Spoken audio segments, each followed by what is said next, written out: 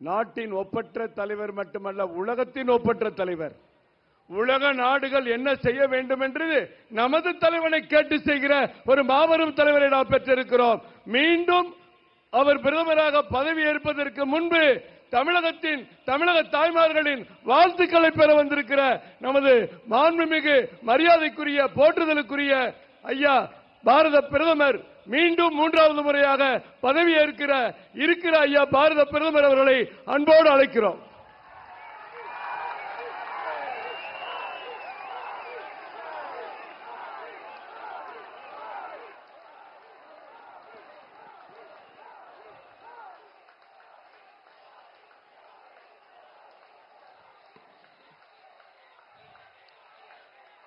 வணக்கம் Chennai.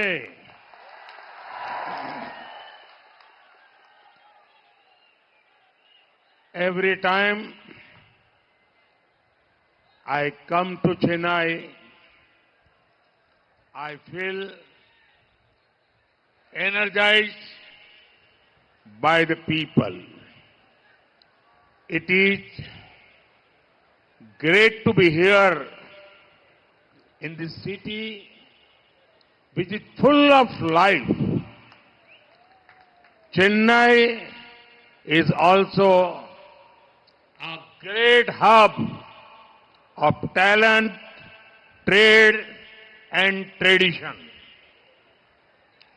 In our mission to build a developed India, the people of Chennai will play a very, very important role. எனதருமை நாட்டு மக்களே, வணக்கம். ஒவ்வொரு முறையும் நான் சென்னைக்கு வரும்போது தமிழர்களால் எனக்கு சக்தி உண்டாகிறது.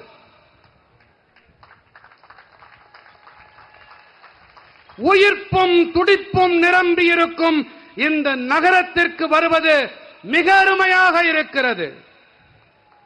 திறமைகள், வர்த்தகம், பாரம்பரியம் ஆகியவற்றின் மைய புள்ளி சென்னை. வளர்ச்சியடைந்த இந்தியாவை கட்டமைக்கும் நமது நோக்கத்திலே சென்னை வாசிகள் மிக முக்கியமான பங்கினை ஆற்றுவார்கள். साथियों, तमिलनाडु के प्रति मेरा लगाव बहुत पहले से है. मुझसे आपका प्रेम भी बहुत पुराना है, लेकिन इधर कुछ वर्षों से मैं जब भी तमिलनाडु आता हूं, कुछ लोगों के पेट में दर्द होने लगता है. इन्हें इस बात से तकलीफ होती है कि बीजेपी का जनाधार यहां लगातार बढ़ रहा है और आज यहां चेन्नई में भी हम देख रहे हैं दूर दूर तक लोग ही लोग बैठे हैं, उत्साह से भरे हुए लोग बैठे हैं.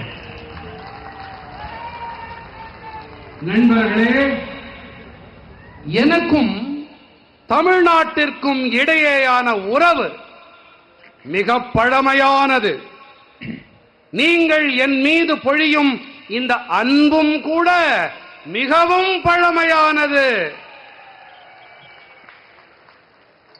ஆனால் இங்கே சில ஆண்டுகளாகவே நான் தமிழ்நாட்டிற்கு வரும்போது சிலருக்கு வயிற்று வலி ஏற்படுகிறது. வயிற்றிலே புளியை கரைக்கிறது. காரணம் என்ன தெரியுமா?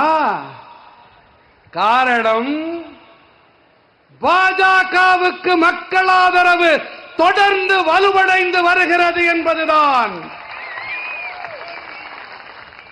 இன்று சென்னையிலே இதை நாம் தெளிவாக பார்த்துக் கொண்டிருக்கிறோம்.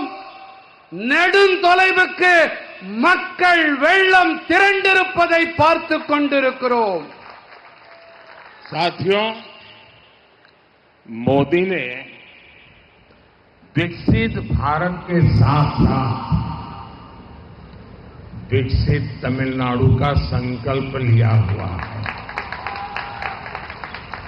हमें जल्द ही भारत को दुनिया की टॉप 3 इकोनॉमी बनाना है.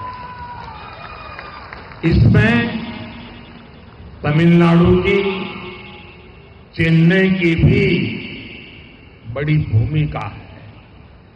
भारत सरकार चेन्नई जैसे शहरों को विकसित करने के लिए निरंतर काम कर रही है.